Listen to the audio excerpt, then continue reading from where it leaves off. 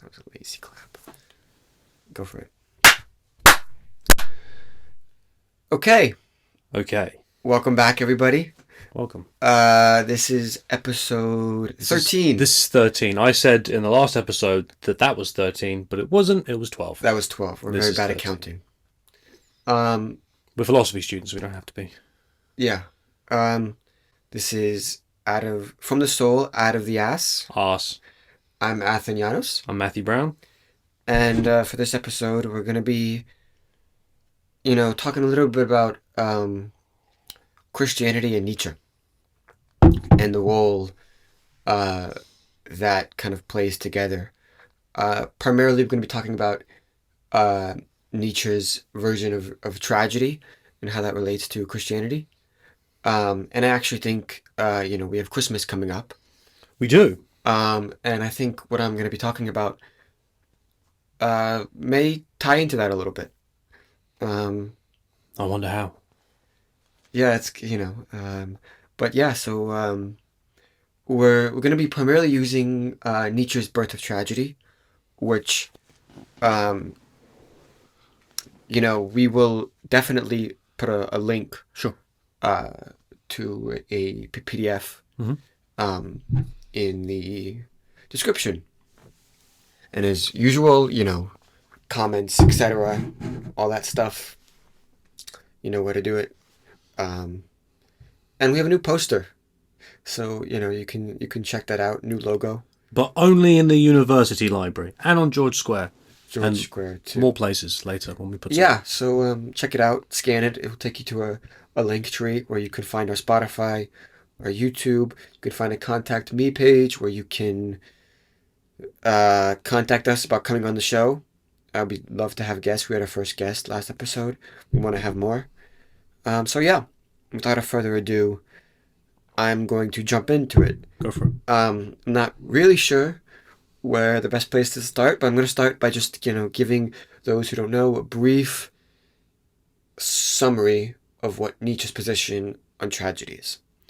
Right? So you have these two competing forces of tragedy. You have the Dionysian and you have the Apollonian. And the Dionysian is characterized by suffering. Right? Suffering, but suffering in the sense, not an individual suffering, but a suffering that's kind of omnipresent in humanity. Existential, one might say. Right, existential, right? It's kind of this realization, this characterization that there's no escaping suffering in the world. And that life is just eternal suffering, and it's characterized, he says, by pain and contradiction. Right? It's kind of this frenzied state where you're in pain and you also don't know what to do with the world, so it's a contradiction. And there's some other things where you could think about it as being, an intoxicated state where, things are just very blurry and you don't know what's happening. It's basically, the main thing to know is it's suffering and it's not supposed to be conducive to individual action. Right. It's supposed to paralyze individual action. Now, on the other side, you have the Apollonian. And the Apollonian is the world of, individualism and action and kind of art in its most beautiful and clear form.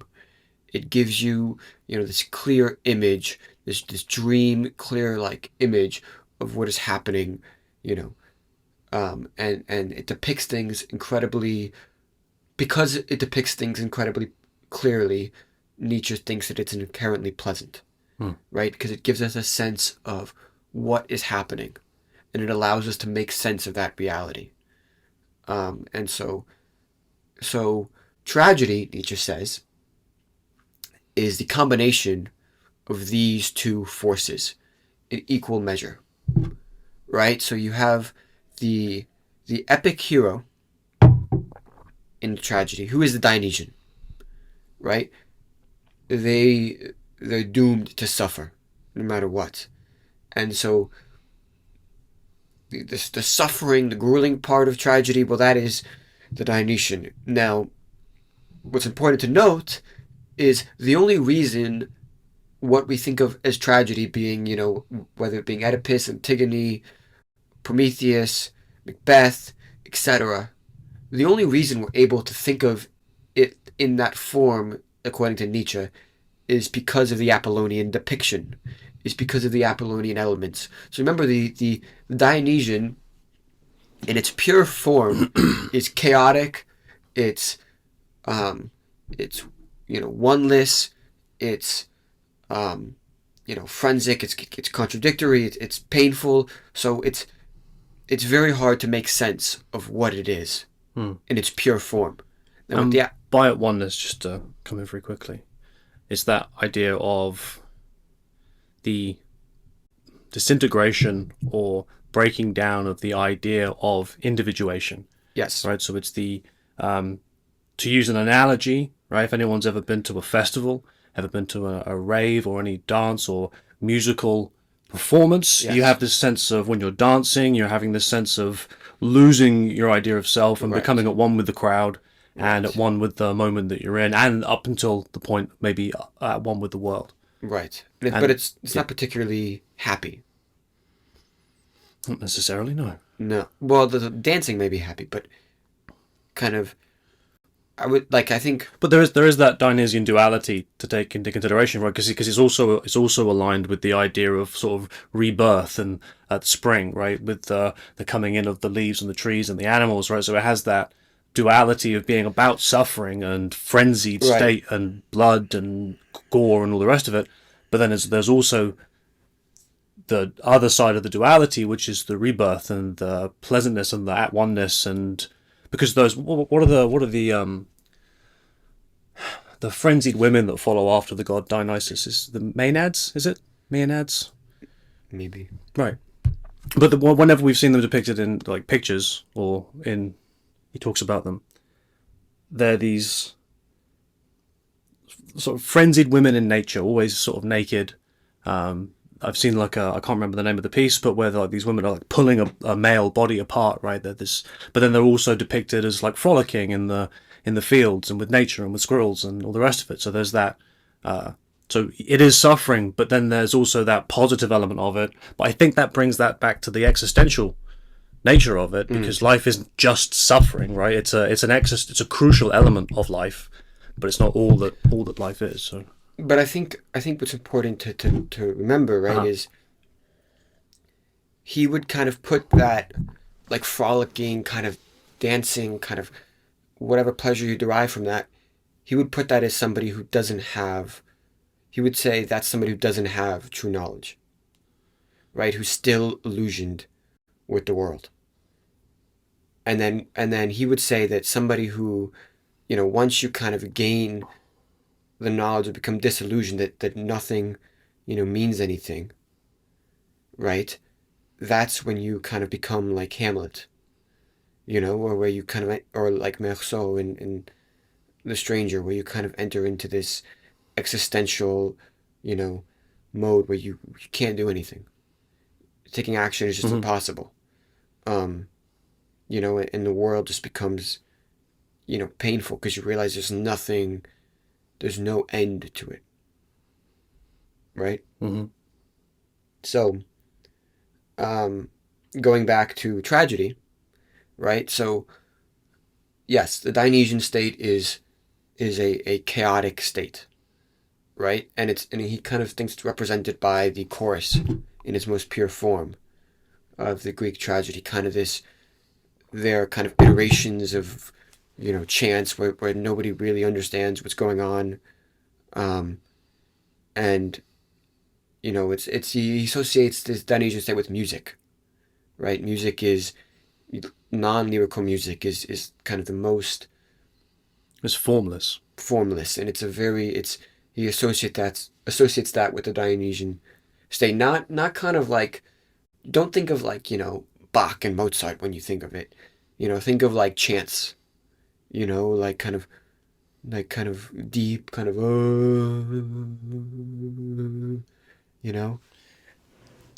He does talk about Nietzsche, this is. Yeah. Beethoven's Ode to Joy at one point. just to come back on sort of that. I think it's what he's talking about, the Dionysian. I think. I'm not 100% sure.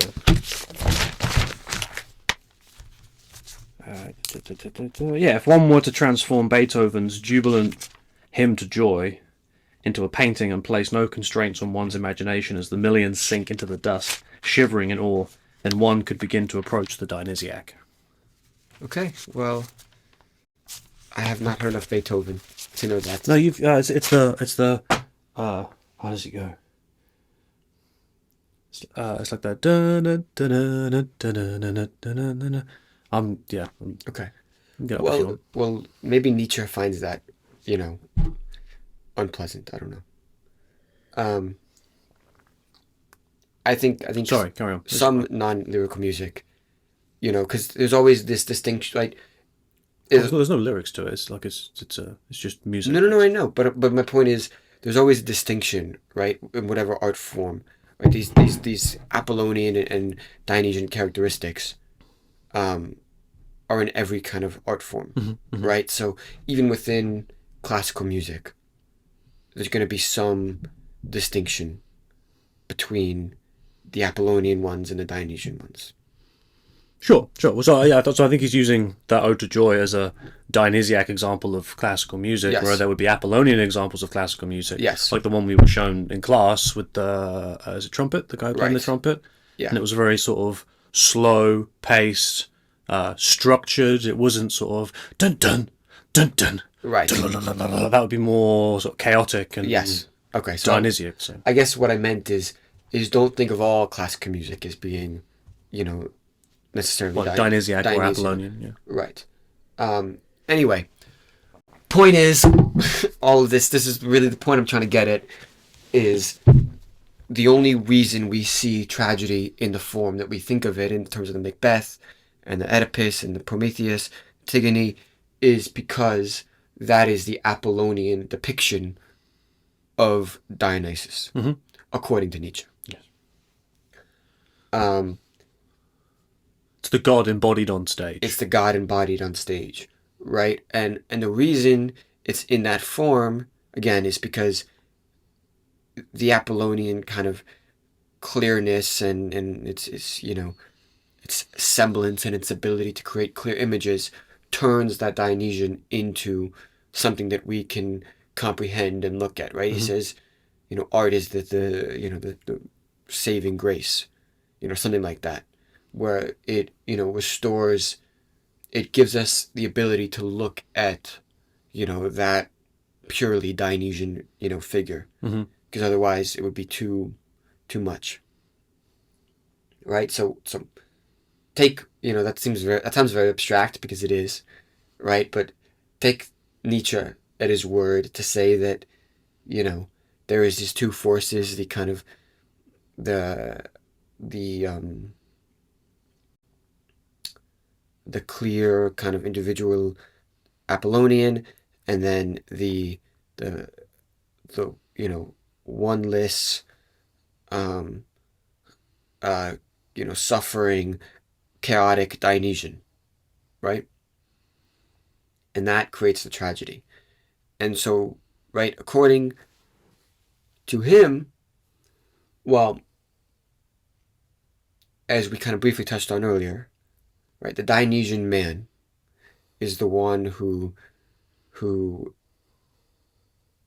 accepts the suffering, knows that there's nothing beyond the suffering, and is kind of in this, like, state where he's disillusioned himself with the world and realizes there's no way to escape the suffering, right? And this is kind of this is kind of where interpretation comes. So you may have a different interpretation, but my interpretation of the role that tragedy plays, according to him, is when you're in that Dionysian state where you've accepted the suffering and you've accepted that nothing, there's no kind of way to escape it, and every decision you make is going to lead to suffering, that kills the will of the soul. That kills your ability to act, right? that alone does not give you a way to act. Now, what tragedy does is, because it puts an Apollonian spin on it, let's say, and it allows you to see that suffering in the form of an epic hero that bestows glory onto these tragic heroes who are have accepted their suffering and are going through these immense suffering, but yet by painting them in an Apollonian way, you see glory in these heroes, and that in turn, that world that you enter into from the Apollonian, where you're kind of in this mode where you kind of see the suffering in a way that can bestow glory and something positive on you, restores the will of the Dionysian, because he's given a path to move with his suffering. In the Apollonian manifestation of it. By seeing the Apollonian manifestation of it, right? In depicting it in the way that it is, right? Because when it's just a chorus, it's chaotic and you don't know how to act. You don't know what to do with it. And you're saying this from the perspective of the spectator of the spectator of tragedy. Okay. Of tragedy. When the Dionysian man, who is not disillusioned with the world and accepts that it's just suffering, when it's just the chorus and it's just all of these chaotic things, he doesn't know what to do, right? His will is still shot. But when you add this Apollonian element and you turn it into, drama, which comes from the word action, right? Is the drama and action meant the same thing? It gives the spectator the ability to act within this suffering, because they're able to see a world outside of this chaoticness and make sense of this suffering. And that's kind of when they turn are able to turn their suffering state into something that may mimic or drive them towards a similar set of actions that the tragic hero goes through, where they're striving to be that tragic hero. And so that restores their will. You following me? Will of the spectator. The will of the spectator, who, assuming they're Dionysian. Right? Because if you haven't lost your illusion yet, and you still think that there's a way to transcend suffering, to kind of, if you think that you can somehow, through rationality, which Nietzsche heavily criticizes, find a way out of the suffering and kind of reach this utopia, then it's not going to have that effect on you. Right. But for the Dionysian man, and he says, right, he says that art is the sole way that we're able to restore the will, because art allows us to restore the will. And then he says, a little bit before that, I believe it's chapter 9 of Nietzsche, his Birth of Tragedy. So if you want to follow that along, but he says something along the lines of, what the Apollonian allows us to do is it allows us to kind of look into the darkness, right? The abyss that's the Dionysian, and find, patches of light in that kind of darkness. Not that cure the darkness, but that allow us to live and stay, within the darkness. Right? And he uses the analogy of when you look up at the sun, and when you look away, you have bright splotches in your eyes, and he says, as if they are there to heal your eyes from the effect of looking at the sun. And he says that it's like an inversion of that. So when you're looking into the darkness of the abyss, I think something like the Apollonian art form acts as that healing, like, blotch, right? That allows you, what would you say? Like, I think he does say healing, right? There's kind of Yeah. like healing from Yeah. the shock and the chaos of the abyss, so that you can Right. live on, right? So you And can. he holds that feeling of when you've looked into the abyss and find those kind of patches of light that you can live on to is extremely valuable.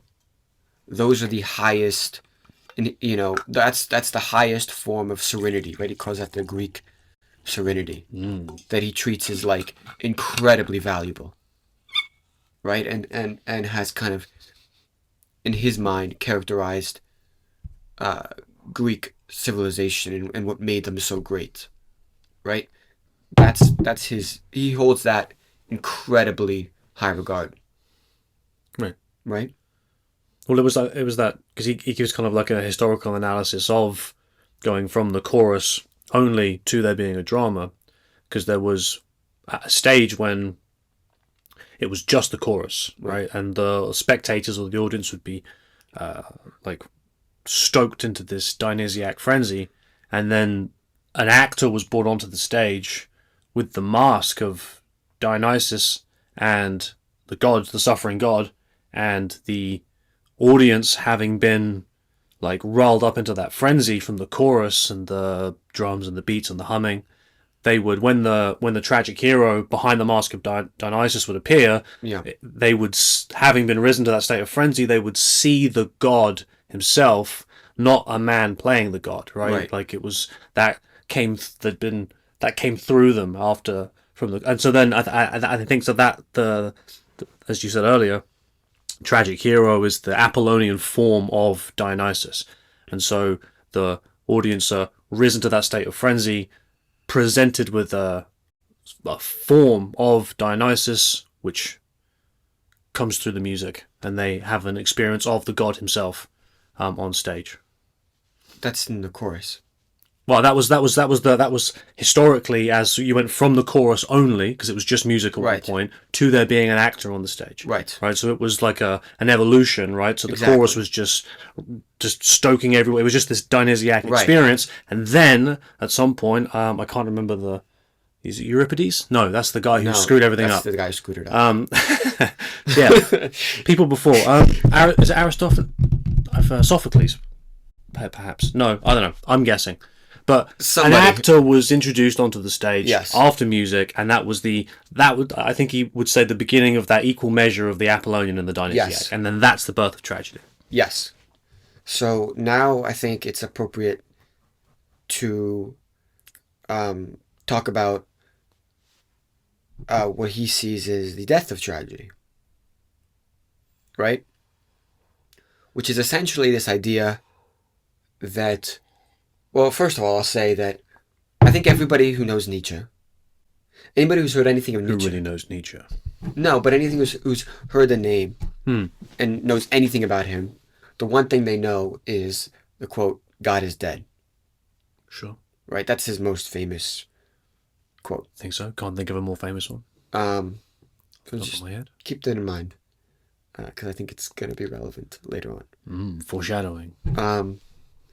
So I'll let you explain, because I've been talking for too long. Please explain how tragedy died. With Euripides. Euripides and Plato and the Enlightenment and, this rational thinking.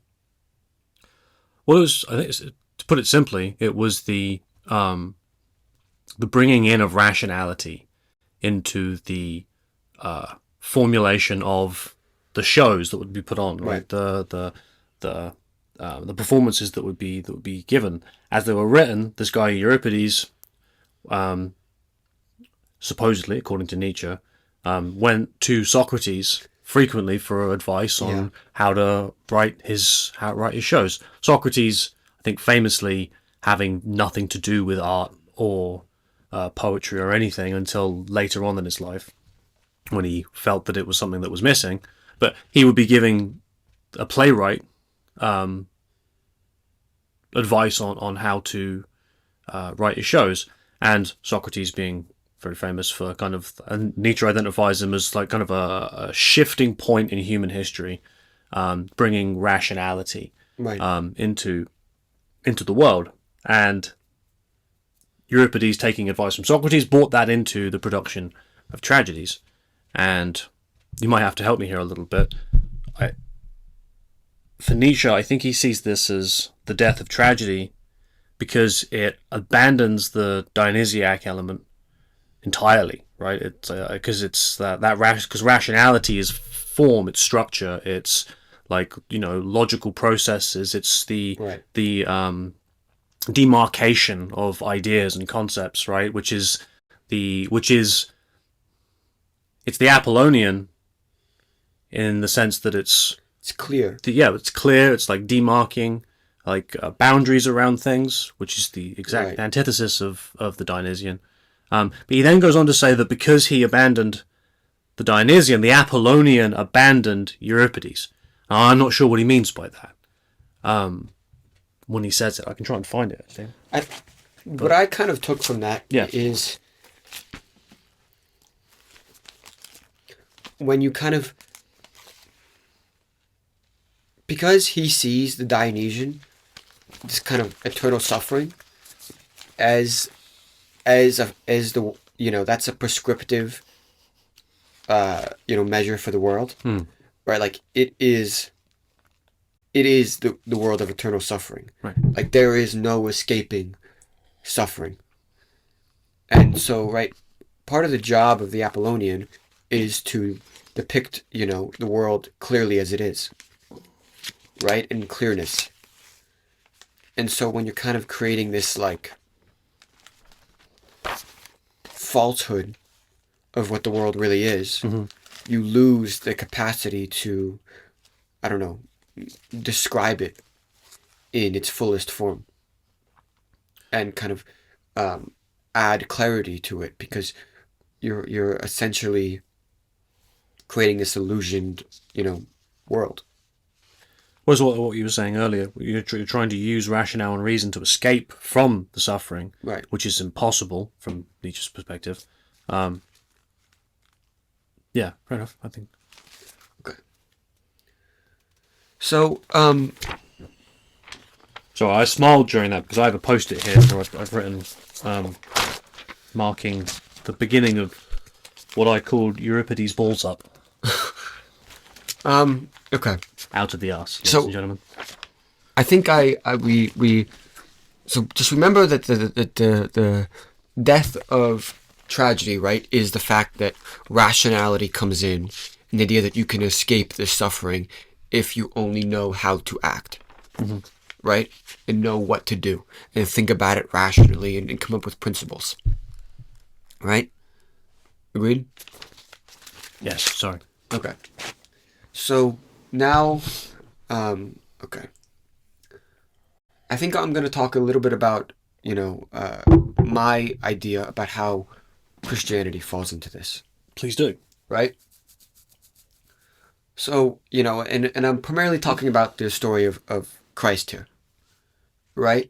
So we all, well, for those who don't know, assuming most people know, this basic, you know, this is somebody who, by all accounts, you know, has performed miracles for people, claims he's the Son of God, you know, does nothing, you know, inherently bad, right? He doesn't sin, he doesn't kill anybody, he doesn't, you know.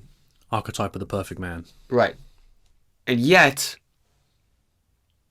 like Oedipus, like Prometheus, he suffers immensely, right? To the highest, you know, the crucifixion was the most painful, you know, not only was he crucified, which was the most painful, you know, mode of suffering, betrayed by his best friend, right? His best friend turned him in. He was completely innocent.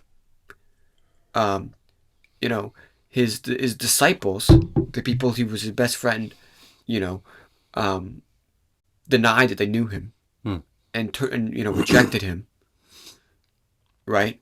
and he's placed up there with two thieves who are mocking him, right? So he's the suffering is undeniably, existent, right? I mean, you can't, come up with a it would be hard to match that suffering. Crucifixion's a doddle. You could be stabbed. Crucifixion's being stabbed in 4 places, but slowly dying. Anyway, so why is this relevant? Well, because in some ways, the crucifixion, right? That is, I'm going to get to the kind of the resurrection later, but the crucifixion, if you just take the crucifixion, right?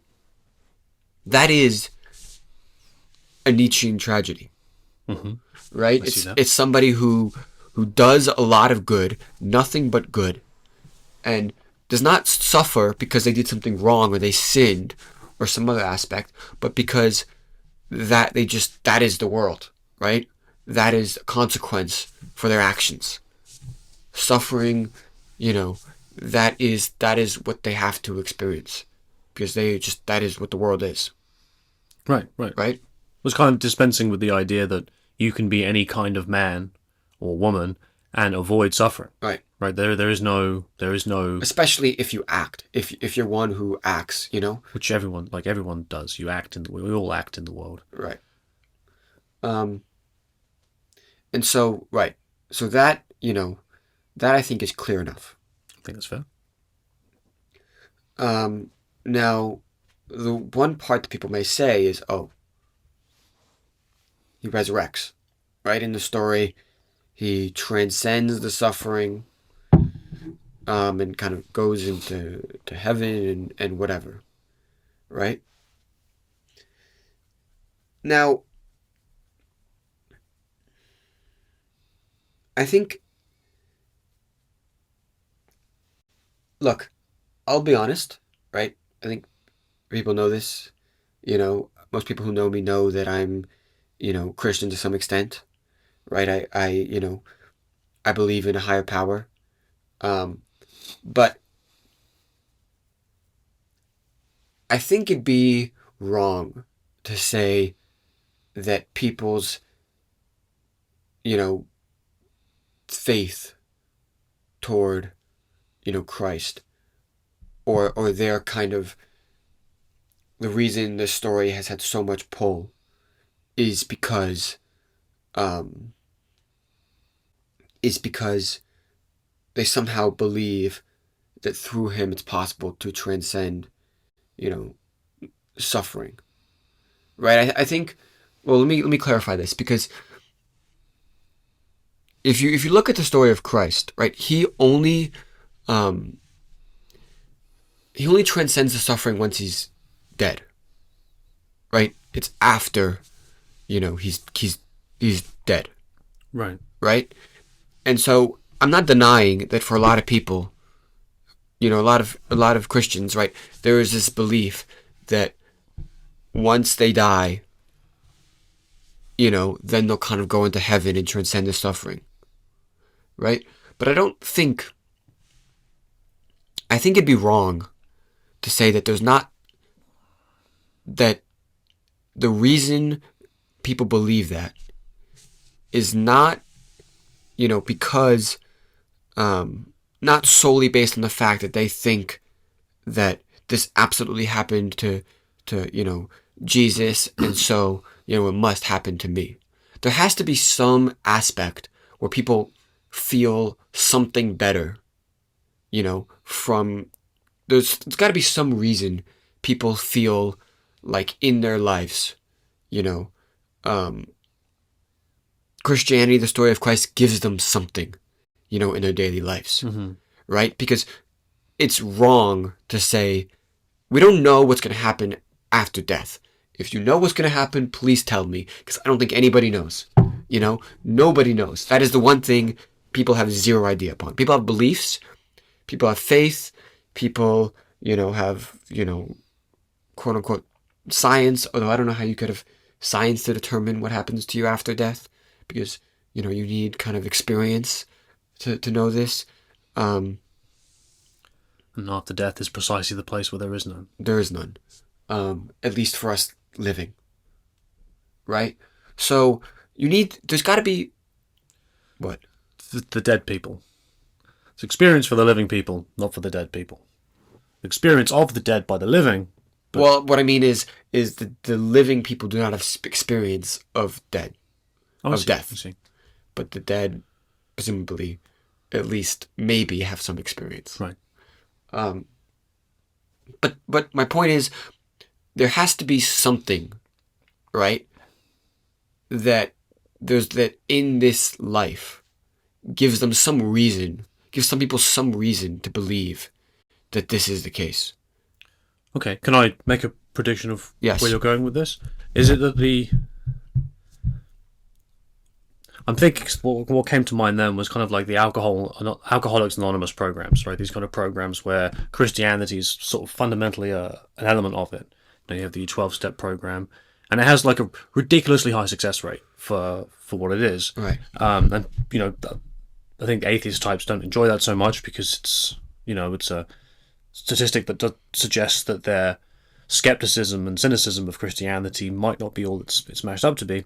But I think it's the idea that because like you said, you believe in a higher power, right? So you surrender yourself to this, to being like sort of a node in a universe of existence, and that ultimately that's out of your control, right? And that's kind of like the dissolution of individuation, right? Like if you become a Christian and you believe in God and believe in a higher power and believe in the goodness of God and Jesus Christ, you're kind of surrendering that in a way, not entirely, but that idea of individuation, right? Because when you're not, it's like here I am in the universe with my reason, with my capacity for thinking and thinking things through, and I can try and solve all of the problems that I can.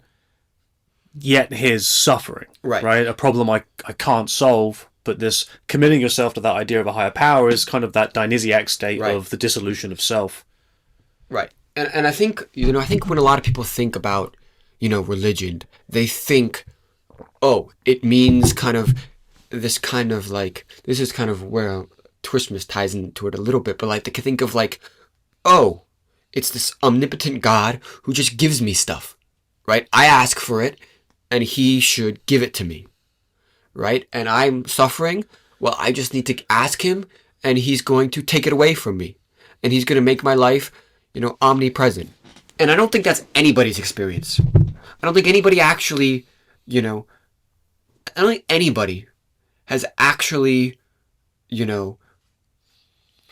really had the experience where they say, God, give me this, give me that, take away all my hardships. And it happens. I would really like to challenge anybody to say, there is like that God's purpose and that what that has done for them is to say, suffering, hard times, oh yeah, he eliminated every single hardship in my life. I really don't think that's the case. Well, that's not even, I mean, maybe more in the New Testament. I actually don't know. I haven't read that much of the Bible, but that doesn't sound much like the Christian message, sort of fundamentally. I mean, maybe, are you arguing for a sort of like a misuse of the idea of Christ by Christianity, like contemporarily, in the contemporary world? I mean, I definitely think that there is a misconception that, the purpose of, like the lesson I think from the story of Christ is that suffering, we cannot escape it. Mm-hmm. And even the best of us, Christ. The best of us, Christ, suffers. The most. The most. Yeah. The most. Right? But what does that but you know, but I think what he's done, right, by kind of like it's to me this is so interesting, and this is where it gets really, really interesting. Is I think that in some ways, like the death of Christ and the kind of birth of a new religion from the suffering of Christ, right? That is akin to tragedy.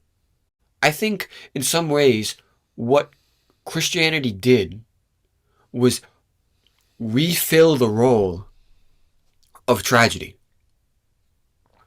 right? Because what you have, and this, there's so many things you can talk about, but right, when you have this kind of like this, let's call him, Jesus a god for sake of, like, let's call him, because we'll think of Dionysus as a god, we'll think of Prometheus as a god, whatever.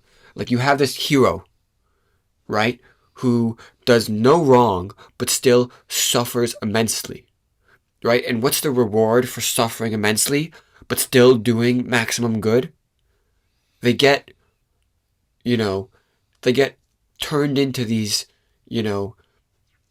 epic heroes, become glorified, right? Mm-hmm. And so that's, when Christ died, and suffered the most, he became glorified in the form of this Christianity, in the form of a new religion, right? And so what we see when we see, and that's when people wear the cross, right? When you look inside any church and when people have on their necklaces, it's not, the rebirth of Christ. It's the suffering of Christ, right? You wear it because... Otherwise it'd be a boulder. It would be, well, yeah, exactly. But what the reason you wear it is because it's a sign to you, right? That, through your suffering, right? He suffered, but yet, that's not an excuse, like it's not, you're not alone in that suffering. Okay? And then the other part of this is, right, like, it's not only that you're not alone, it's that it gives you an avenue to act, right? Mm-hmm. Because in the same way that the tragedy, through its kind of Apollonian form, gives the person an avenue to act through the suffering in order to kind of be like that, hero and achieve that kind of same glory as the hero, that is what, the kind of the glorification of Christ in the form of the cross, in the story, that's what it's done for people, is it's give them an avenue to act, in spite of their suffering. And to me, that is the appeal of the Christianity. Okay. Question. Yes. So is this Christianity encapsulating tragedy, right, in its articulation? Yeah. Or is the Greek tragedy, Christianity, and Nietzsche getting something right about existence?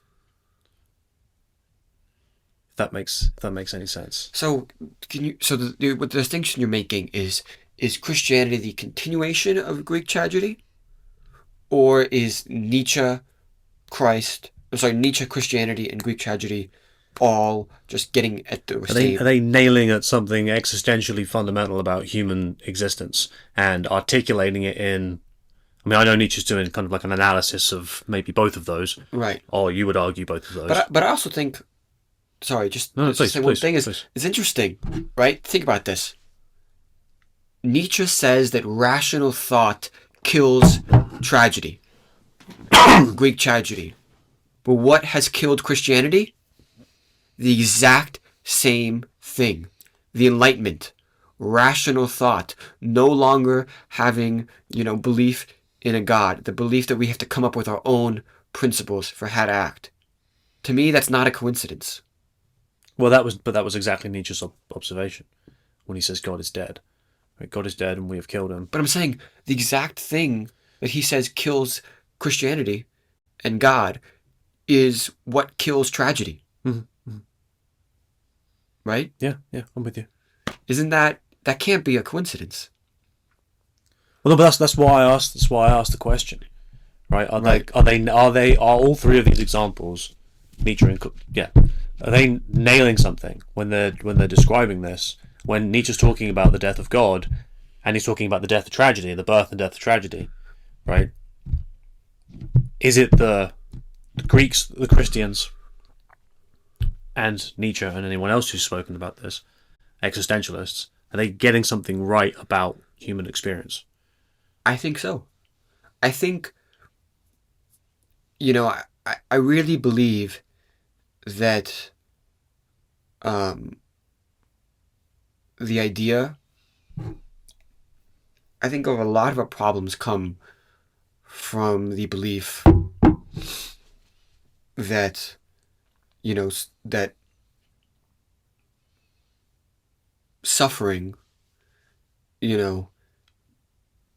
when we try to kind of get to this place where we think that suffering can be eliminated, and I think it's it's kind of like I don't want to just say that Christianity gets, because I think you look at like the yin and yang principles, and right, but these can all still be nailing the same existential point. That's what I mean. Yeah. Is I think there's a crucial point that there. I agree with you. Okay, what I'm saying is, yes, I wouldn't go so far to say that, like,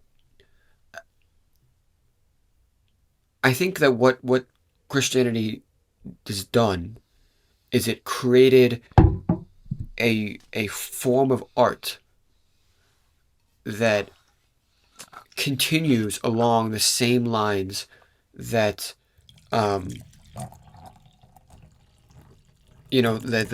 that plays the same moral, it continues along the same thing that Greek tragedy does. And I'm not saying that there's other art forms that don't do this. Sure. But I think it's capturing an element. I think it's capturing an element of human existence, which is that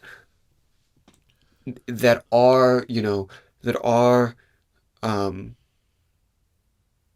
lives are filled with with hardships and suffering, and that it does not do us good to kind of think like it's. I was reading an interesting research paper, and it was a study on suicide, rates for people who said they believed in religion versus those who didn't. And it wasn't that those who believed or in religion were excuse me, less unhappy, or it wasn't that they were less they felt that they were like less depressed or whatever, right? But it was that they kind of accepted that this was a part of life, right? Okay, I think that's a really interesting point, because I think that's from someone myself who kind of come from that kind of atheist perspective. I think there is this, let's call it a prejudice, right, of that idea of religious folks having this sort of airy fairy head in the clouds, right, like, oh, everything's fine because I've got God, and yeah, everything's right, great, and no, don't worry about it. But what you're saying is that what it actually is the acceptance. So I guess, like, for the atheist types, they've abandoned this, and they're still confronted with the suffering of reality, even in the abandonment of God. But there's I mean, what, you're just grasping in the dark of suffering, whereas with a religious foundation, because yeah, like, I think this is the distinction that I think you're trying to make is and this is the Nietzsche's criticism is kind of the atheist type, right? I'm not saying that in a derogatory way, but I'm saying is kind of this, like, rationalist is, we don't need, we don't, you think everything is, fine and great, because you have God, and then, but we, like it's not that way, and so we're going to turn to rational principles to try to like yes. get rid of it, Yep. right? Because we can do this with logic and turning toward like Well, but that's so frequently the criticisms that are sort of thrown at Christianity, right? Is to point to things like the Old Testament and go, "How could you possibly rationally sacrifice a child? Right. Like, why would you do that? Right. Like, and how? Like, look at all the suffering in the world. Like, how can you Right. have this position? This But kind they of forget that Christ, the person that they idolize as the embodiment between humans and God, is the single most he is the embodiment of the suffering being. and goodness in the face of it. Goodness in the face of it. Right? I mean, that is our like savior. Right? It's not some like somebody who, goes and out and conquers everybody and is sitting at the top and has created this utopia. Carry on. Sorry, I was. Right? It's the one who, who somehow, like it's not too, right? Because if you read the Gospels, he has this moment in before his crucifixion where he is trying to grasp with God. It's like, why, God? Why is this my why is this my fate? Why did you do this to me? What is the point of it? And he's he's dying, and he says, please forgive these people, for what they've done. Right? And he walks in, and he doesn't there's no attempt to kind of free himself from the suffering, right? He accepts it, right? But in some ways, what the resurrection is it's the acceptance.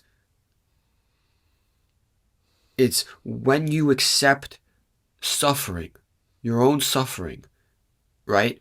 And the inescapable reality of it, that is when you come to a new understanding of the world. That is when the world opens up for you, right?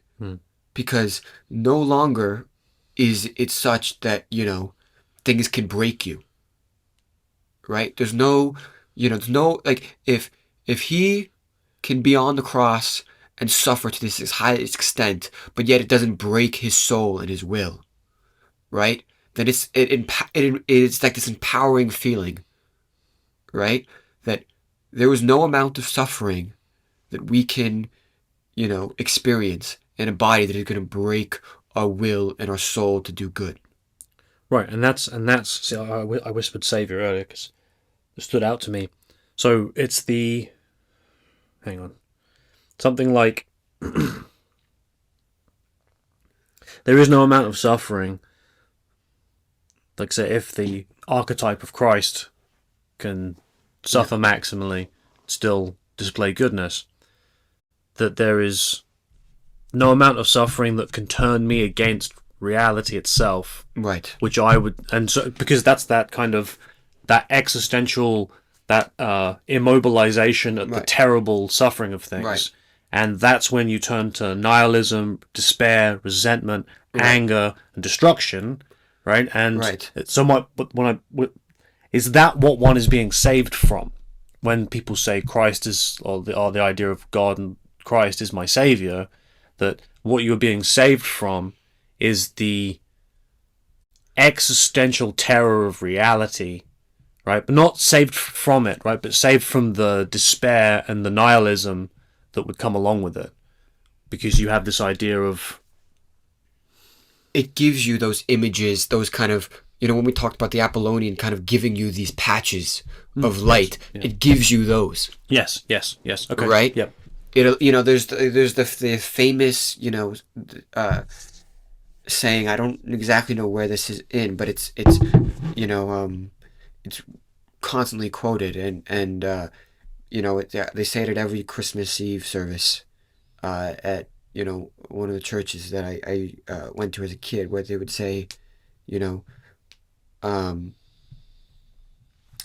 where there is hate,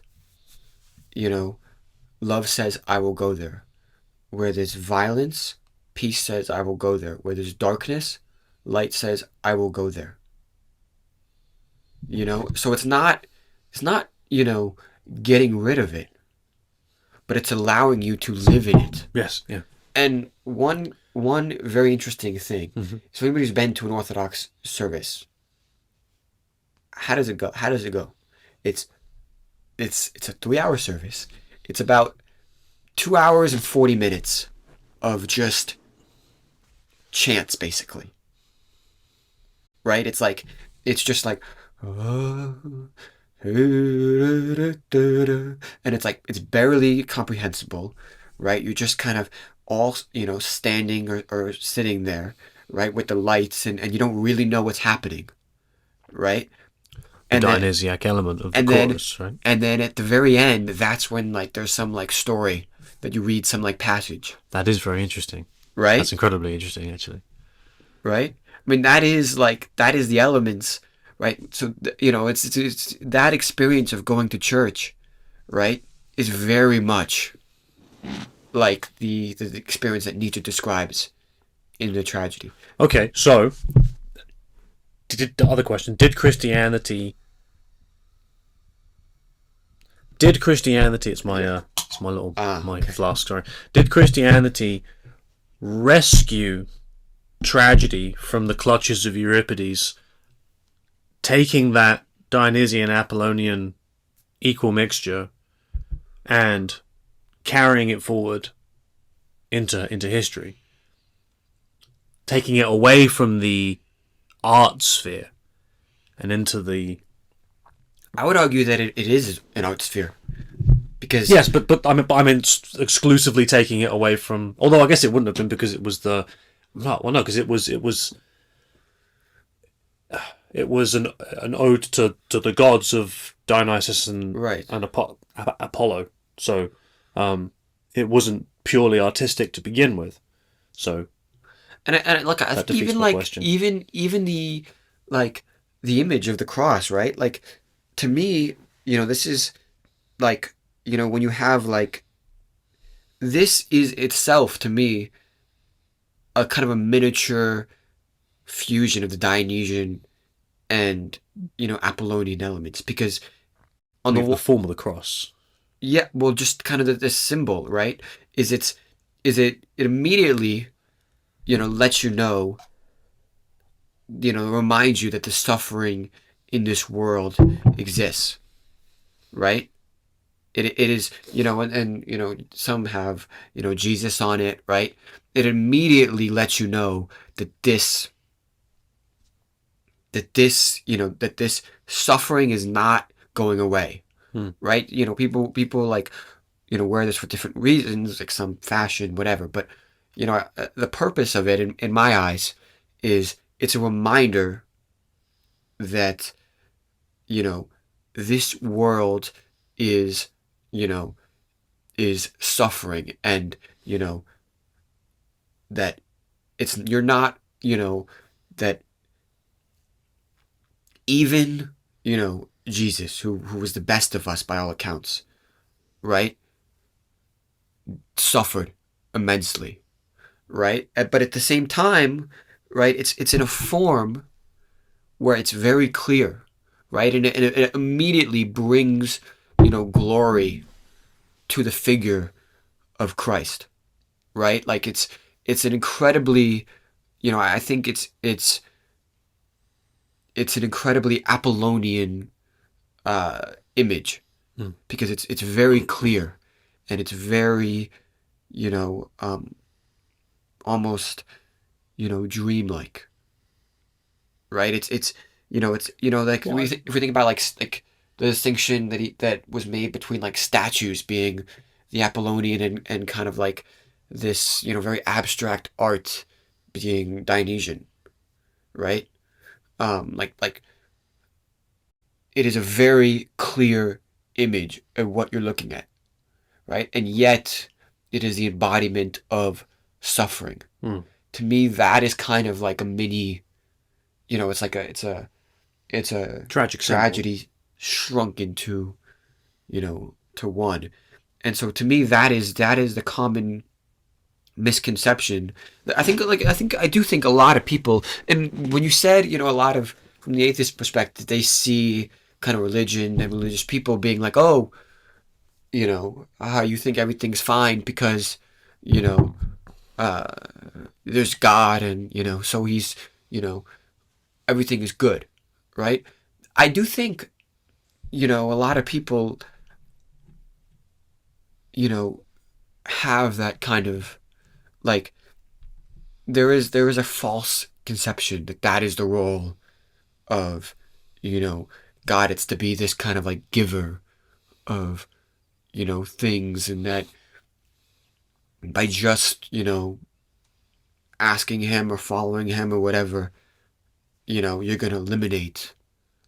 Like, I do think that that exists, but I don't think, but, and look, I don't want to speak for the entire religion, right? But that is how I see it. And that is how I think a lot of people, you know, and that's another reason why you do things like fasting is very important.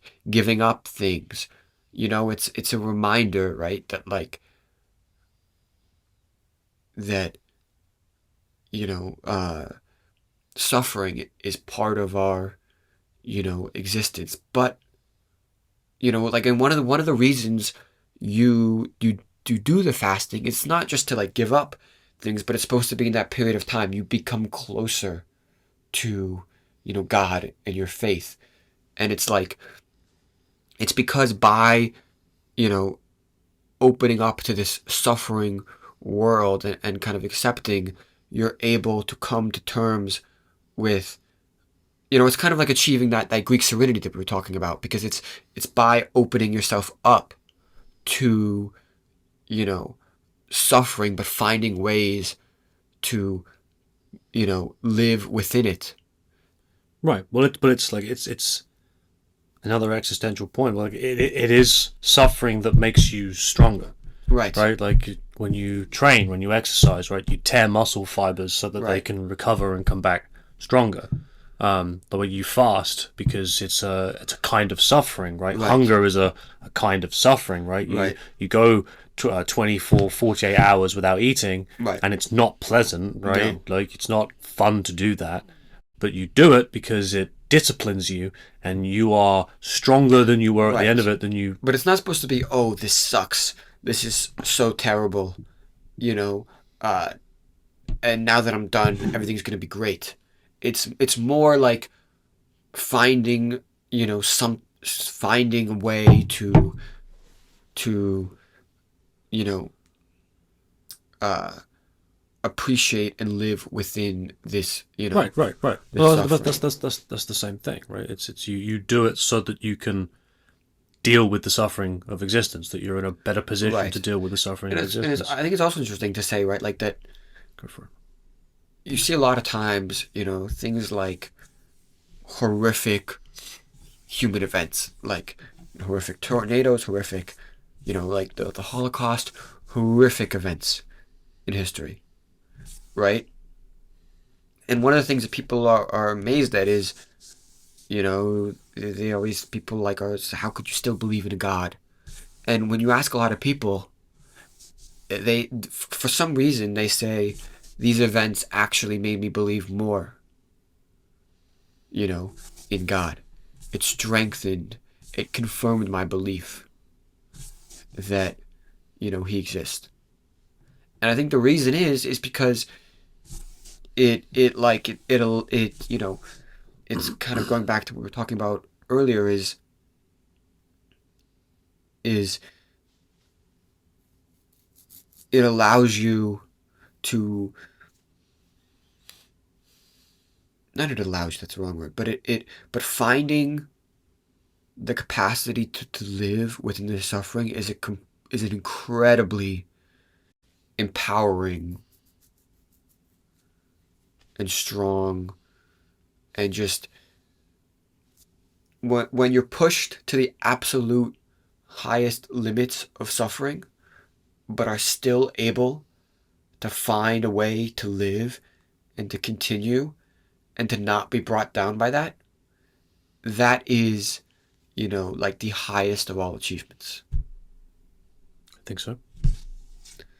And so that is where I really saw the similarity between these two.